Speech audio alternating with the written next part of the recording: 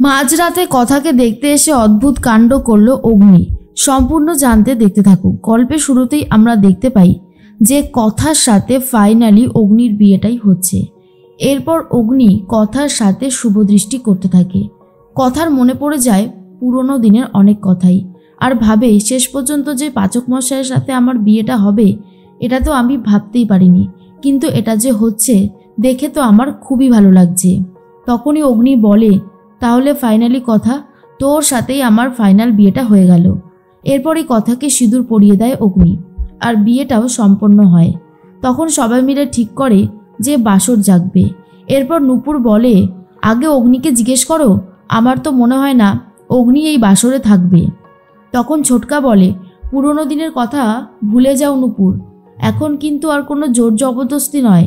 আমাদের অগ্নি নিজের থেকেই কথাকে বিয়ে করার জন্য উঠে পড়ে লেগেছিল, তাই এটা বললে আমি মানব না যে আমাদের কথা আর অগ্নির মধ্যে সেই সম্পর্কটা নেই, বরং আজকেই বাসর জাগবে আমাদের অগ্নি।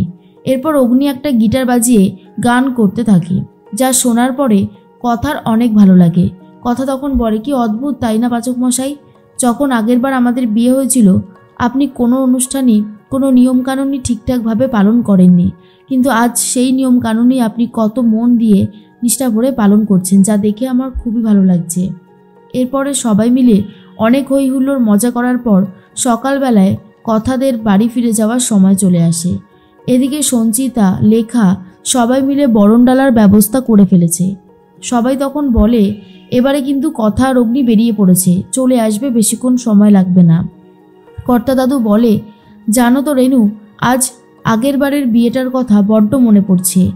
কথা মা আর পাচক মশাইয়ের বিয়েটা তো আমিই দিয়েছিলাম। আমি ভেবেছিলাম যে পাচক ঠাকুর কথা মর্ম বুঝবে, কিন্তু প্রথমে বুঝতে না পারলেও পরে যে বুঝতে পেরেছে এর জন্যই আমার অনেক ভালো লাগছে। তখনই ঠাম্মি বলে, এটা তো হওয়ারই ছিল, কথা মার মতন মেয়েকে ভালো না বেশে পারা যায় কর্তামশাই? কখনোই সম্ভব না।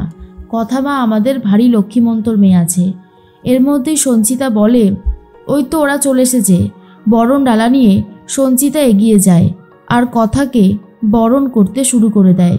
তখনই অগ্নি বলে, মা তুমি খুশি তো? সঞ্চিতা বলে, আমি আবার খুশি হব না? আমি তো আজ অনেক খুশি, মনের ভেতরে অদ্ভুত একটা আনন্দ হচ্ছে, যেটা হয়তো আমি কাউকেই বলে বোঝাতে পারবো না। খুব খুশি আমি। আচ্ছা কথা মা, তুমি চলে গিয়েছিলে কেন বলো তো?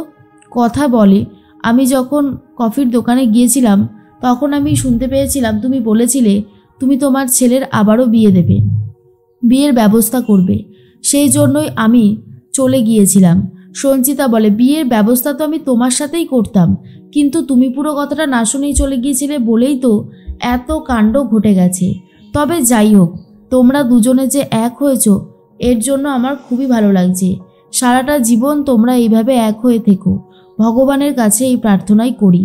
ছোটকা তখন বলে, আরে বাবা বড় বৌদি, এবারে তো এক হয়ে থাকবেই, এবারে তো আর কোনো অসুবিধা নেই। আগে দুজনে মিলে যা ঝামেলা করতো এখন সেই ঝামেলার ইতি হবে। তখনই অগ্নি বলে, এবারে তাহলে আমরা ভেতরে যাই। দুধে আলতায় পা দিয়ে কথা ভেতরে যাবে। সঞ্চিতা এমনটাই বলে, কিন্তু অগ্নি আগে ভালো করে দুধে আলতাটায় হাত দিয়ে দেখে নেয়। আর তখন কথা জিজ্ঞেস করে, কী হলো বাচক মশাই, আপনি এটা কি করলেন? অগ্নি তখন বলে, যা করেছি সেটা ভালোই করেছি। আমি যদি এটা না করতাম তাহলে কি করে হতো বল?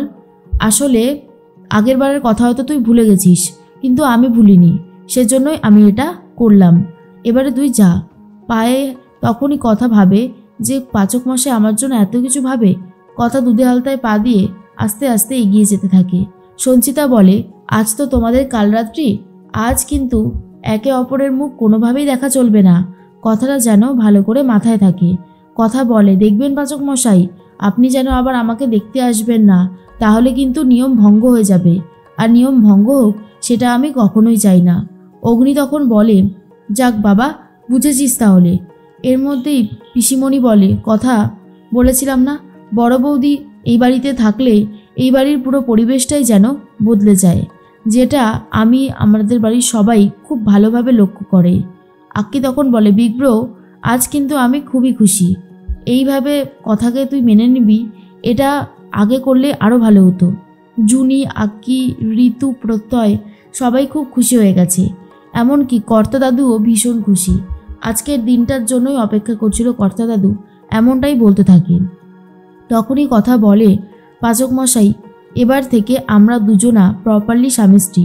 আপনি তো সবসময় আমাকে বন্ধু বলতেন, আমি বন্ধু হয়েও থাকতে চাই, আবার আপনার স্ত্রী হয়েও থাকতে চাই। তখনই অগ্নি বলে, তার জন্যই তো বিয়েটা করলাম। তুই যে কি মাঝে মধ্যে বলিস না, আমার মাথায় ঢোকে না। চল এবারে ভেতরে যাই। অগ্নি আর কথা ভেতরে তো চলে যায়। তখনই সঞ্চিতা বলে, আমি এক কাজ করি, আমি আর লেখা দুজন মিলে না হয় কথার ঘরে শুয়ে পড়ব, আর অগ্নির ঘরে আক্কি আর প্রত্যয়, স্যান্ডি এরা ঘুমিয়ে পড়বে, তাহলেই তো হয়।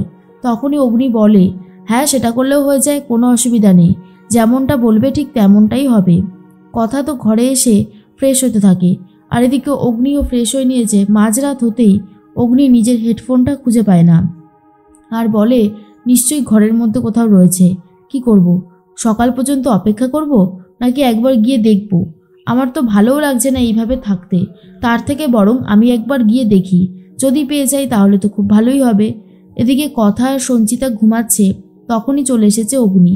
চাদর মুড়ি দিয়ে আস্তে আস্তে করে হেডফোন খুঁজতে শুরু করে দেয়, কিন্তু যেহেতু অন্ধকার ছিল তাই চেয়ারে গুঁতো খেয়ে রীতিমতো চিল্লাতে শুরু করে দেয় অগ্নি। আর তখনই কথার ঘুম ভেঙে যায়। কথা ভাবে, এই রাতের বেলা আবার বাড়িতে কে এলো, চোর এসেছে নাকি? কথা তো অগ্নিকে চোরই ভাবছিল। এরপর সঞ্চিতা উঠে পড়েছে, একে একে বাড়ির সবাই কিন্তু উঠতে শুরু করে। অগ্নি মনে মনে ভাবে, যা, আমি তো শেষ পর্যন্ত মনে হচ্ছে এবারে ফেঁসেই যাব। কি করতে এলাম আর কি হচ্ছে, না না, এটা তো একদমই ভালো হচ্ছে না। যা করার তাড়াতাড়ি করতে হবে। কিন্তু কথা বুঝতে পারে না যে এটা হলো অগ্নি, কিন্তু এটাকেই চোর ভাবতে শুরু করে দিয়েছিল কথা।